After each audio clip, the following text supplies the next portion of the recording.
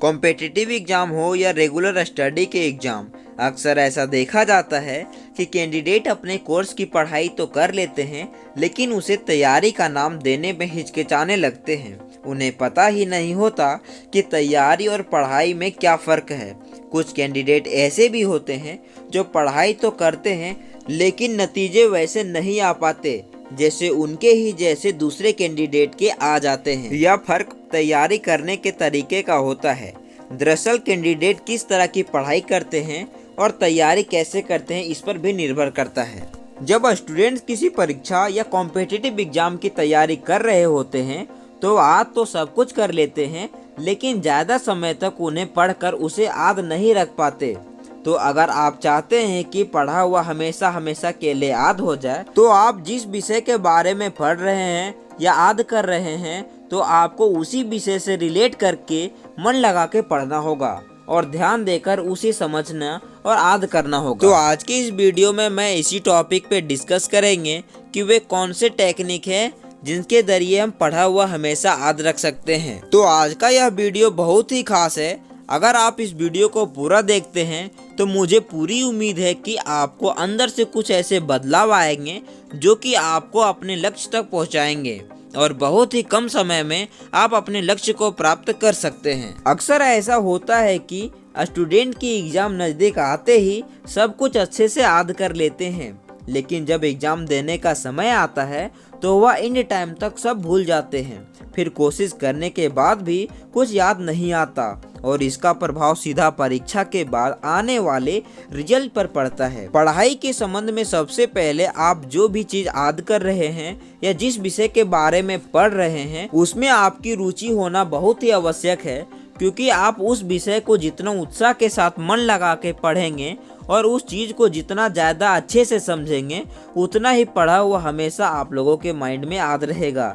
इसीलिए पढ़ाई के प्रति हर स्टूडेंट के अंदर उत्सुकता होना बहुत ही आवश्यक है। जब हम स्टडी करने के लिए बैठते हैं तो हमारे मन में सिर्फ एक ही चीज़ आती है और वह है उन विषयों को पढ़ना जिसमें हमें आसानी होती है, जो कि हमें आसान लगते हैं और हमें उन्हें पढ़ने में अच्छा लगता है।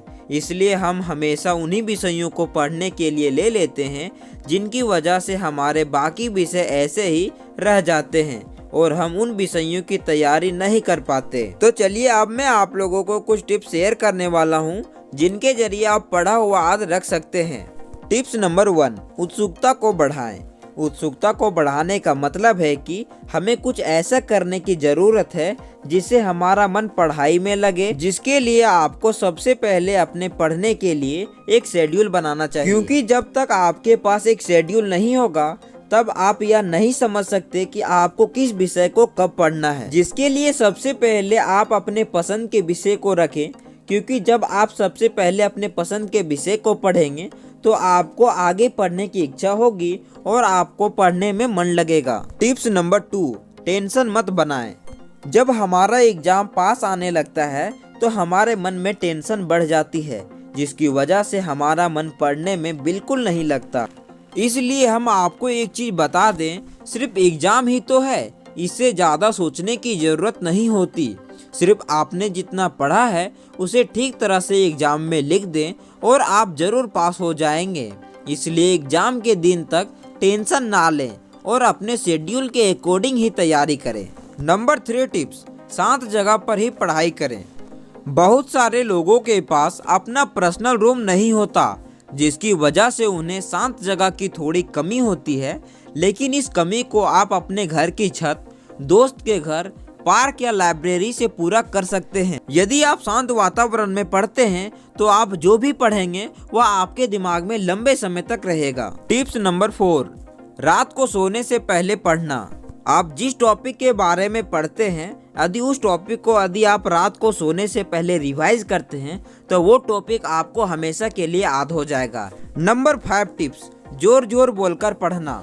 जब आपको कोई चीज़ बार बार पढ़ने पर भी याद ना हो तो आप उसी चीज़ को थोड़ा जोर से बोलकर पढ़ें। ऐसा करने से वह चीज़ आपको थोड़ा समझ आने लगेगी। इसका कारण यह भी है कि जब आप कभी जोर जोर से किसी चीज़ को बोलते हैं तो वह हमें अच्छी तरह से समझ आने लगती है। नंबर 6 टिप्स, लिखकर याद करना। जब आप किसी चैप्टर को याद करते हैं लेकिन फिर भी वह आपको याद ना हो तो आप उसे बिना देखे लिखने की कोशिश करें। इससे आपको यह पता चल जाएगा कि आपको कितना समझ आया है और कितना बाकी है। इससे आपके चैप्टर की लेंथ कम हो जाएगी और आपको कम पढ़ना पड़ेगा, और लास्ट में जब आप उसे दोहरा कर पूरा पढ़ेंगे तो आपको पता चलेगा कि आपको अच्छा तरह से समझ आ गया है। दोस्तों, यदि आपको यह वीडियो पसंद आई हो तो प्लीज़ वीडियो को शेयर जरूर करें ताकि अन्य लोगों को भी यह जानकारी प्राप्त हो सके। यदि आप हमारे चैनल पे पहली बार आए हो तो चैनल को सब्सक्राइब कर बेल आइकन को प्रेस कर ले। मिलते हैं अगली वीडियो में, तब तक के लिए धन्यवाद।